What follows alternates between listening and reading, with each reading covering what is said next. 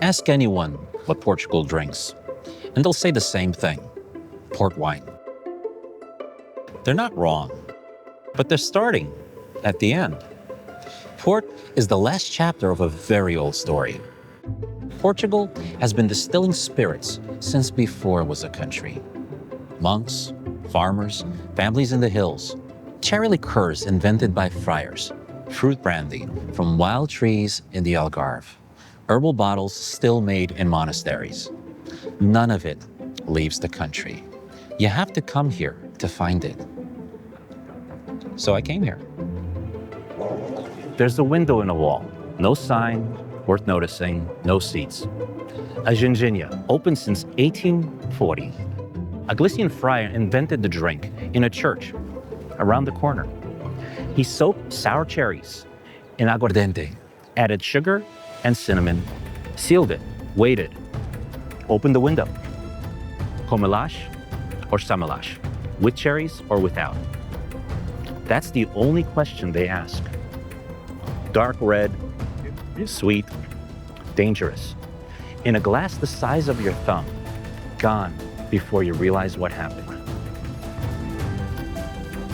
Ginjinha isn't a tourist novelty. It's been on these streets for 2 centuries, before the trams, before the tiles.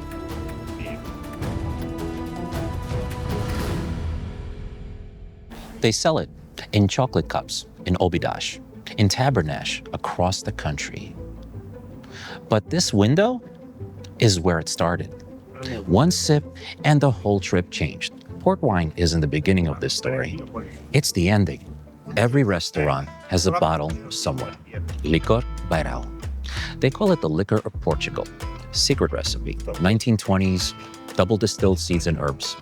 Mint, cinnamon, cardamom, rosemary. It started as a pharmacy remedy, central Portugal, the Beirao region. 100 years later, it's in every cafe.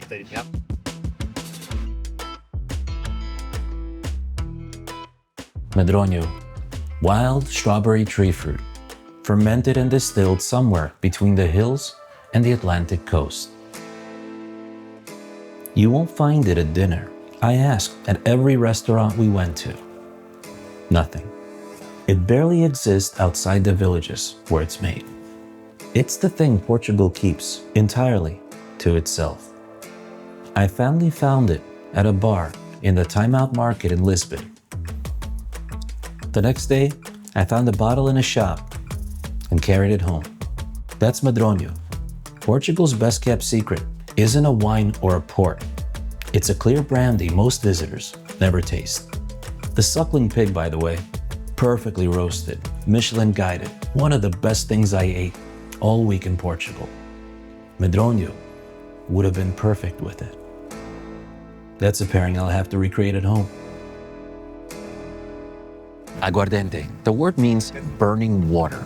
Portuguese brandy, the backbone of everything. In the 1600s, British merchants added brandy to wine. It survived the voyage. Port was born. The sugar stayed, the alcohol rose. But without aguardente, it doesn't exist. Aged aguardente is something else entirely. Softer, sweeter, almost like cognac, for a fraction of the price. And then there's Singeverga, made by Benedictine monks, the only monastery liquor left in Portugal. Bitter, sweet, herbal, complex. Think of it as Portuguese amaro. Bartenders in Lisbon put it in Manhattans. One monastery, one recipe. Centuries of monks making the same bottle, and most of the world has never heard of it. Lisbon is built on 7 hills. The streets are steep. The light is gold. Everything looks like it was made to last. This city launched ships to every continent, spices from India, sugar from Brazil, coffee from Africa, gold from everywhere. All that trade, all that history, and the spirit stayed home. The world got port, Portugal got the rest. Every corner has a restaurant. Every restaurant has a bar. Every bar has something I've never seen before. Clams and garlic, grilled octopus, tiger prawns, the size of your hand. And then Porto. The Douro River at sunset, the city that gave Port its name. 17th century wine cellars built into the hillside across the river. Some have barrels older than the country I live in.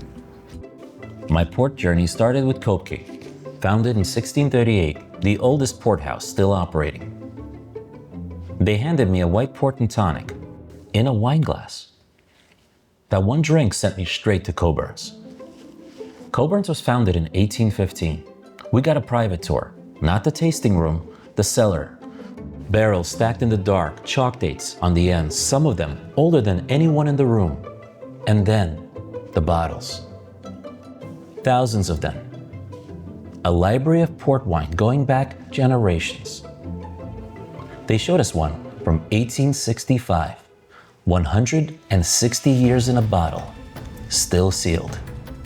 But here's what I didn't know before I walked in. They're the last cooperage still making and repairing barrels for every port house in the Douro. Every port house. The barrels aging your vintage, your tawny, your ruby. If it's in the Douro Valley, Cockburn's probably built the barrel. And then they made us 2 cocktails built around their ruby port and their white port.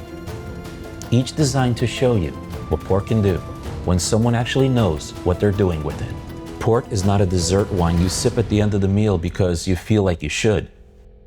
It's a base spirit with 2 centuries of craft behind it. Cockburn's just reminded me of that. Before I left Lisbon, I went back to the timeout market. I asked the bartender to make an old-fashioned with Licor Beirao. No whiskey, the Beirao is the spirit. He stopped, looked at me, and made it. An old-fashioned built entirely around the Portuguese herbal liqueur. It told me exactly what I needed to know about how this episode ends. From every journey, I bring back something special, something worth making the trip to discover. And I try to make a better old-fashioned with it. The old-fashioned is the oldest named cocktail in existence. Bourbon, sugar, bitters, orange peel.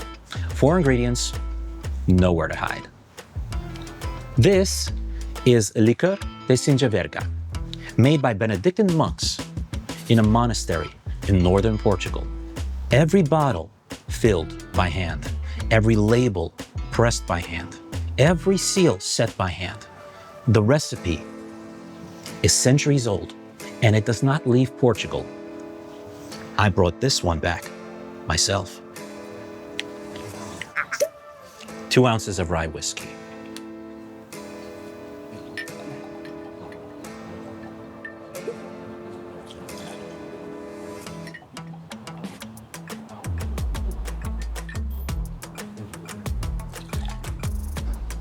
Half an ounce of Singeverga.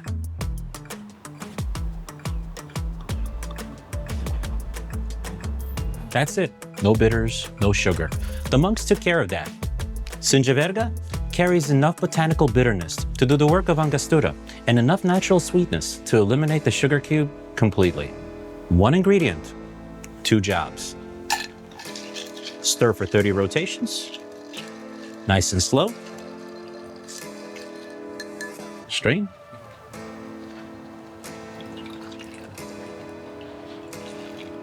Perfect.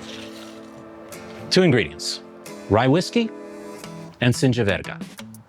That's the Portugal old-fashioned. Leonardo da Vinci said it. Jobs borrowed it. Simplicity is the ultimate sophistication. The peel isn't an ingredient, it's punctuation.